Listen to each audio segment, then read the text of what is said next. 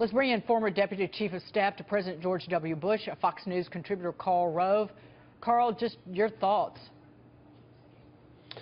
Well, first of all, let me say I enjoyed the segment with you and Judge Napolitano where he questioned your accent. We understand you down here just absolutely crystal clear. It's Napolitano we have some difficulty with. So I want to say. Thank you, Mr. Rove. Look, first of all, we don't know. It's a he said moment. But let's assume for a moment that President Trump said, can you let this go? A very smart lawyer in Washington brought to my attention that is not obstruction of justice. The president is the head of the executive branch and can raise questions like that.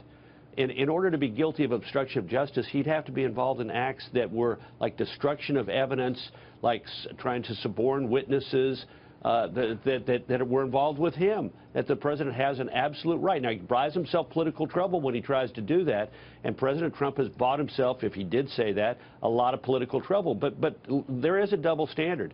4 times while the FBI was investigating Hillary Clinton's private email server, the then President Barack Obama, went out and said she did nothing wrong. Now, what is that? Is that obstruction of justice by trying to signal to the FBI that the President of the United States believes that they ought to end the investigation with a finding that she did nothing wrong? I mean, let's step back for a minute. I mean, Chuck Schumer, I mean, the Greek poet Hesiod said, all things in moderation. Maybe we ought to have moderation in hysteria. For him to say that this is unprecedented, he's obviously forgotten Watergate and the Civil War and about, you know, the contested election of 1876. I mean, there's lots of things that were far more dangerous and difficult moments for the United States than this moment now. Well, growing up around hog farms, you know, the hogs are hungry.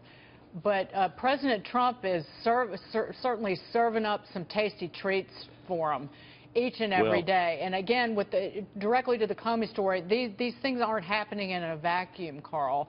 It was President Trump who tweeted after Comey was fired, he better hope that there are no tapes of our conversation. So again, that's just feed for the hogs.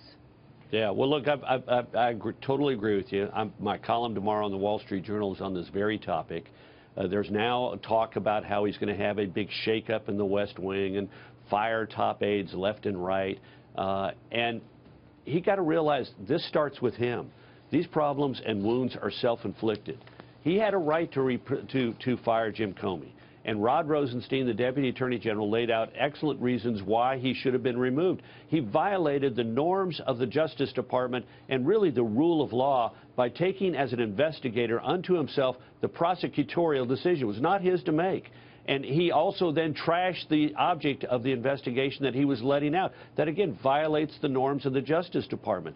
He then intruded into the election. Now, I don't think he had an impact, but I didn't like it when a special prosecutor said he was going to indict Casper Weinberger before the 1992 election, and I sure as heck didn't like it when he came out and said, we're reopening the investigation, and then a few days later said, never mind.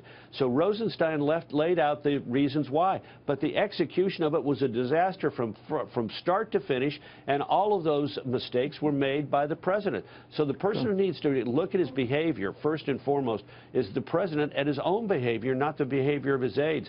This is a moment of leadership, and the country's going to see whether he's able to rise to the moment and make changes, change his behavior, summon the best out of the people around him, rally them in a moment of adversity, and get them focused on the agenda. Karl, Steve Forbes here. In terms of messaging, why are none of the Republicans have messaging? There are no independent groups out there flogging things like a health care reform. What's the matter with the House? What's the matter with the Senate? What's the matter with the White House? Yeah. For example. Well, there is on the House side, there is a group out there, the Congressional Leadership Fund, that has been running advertising in the district of vulnerable House members on the health care. But they gave no talking points when they passed that bill several weeks ago. Look, sent them out there right into the buzzsaw. By the way, Karl. Well, incidentally, Steve, you can help the House Republicans right now. Tell them to drop this crazy 20% border adjustment tax, sales tax. Will you do that for us?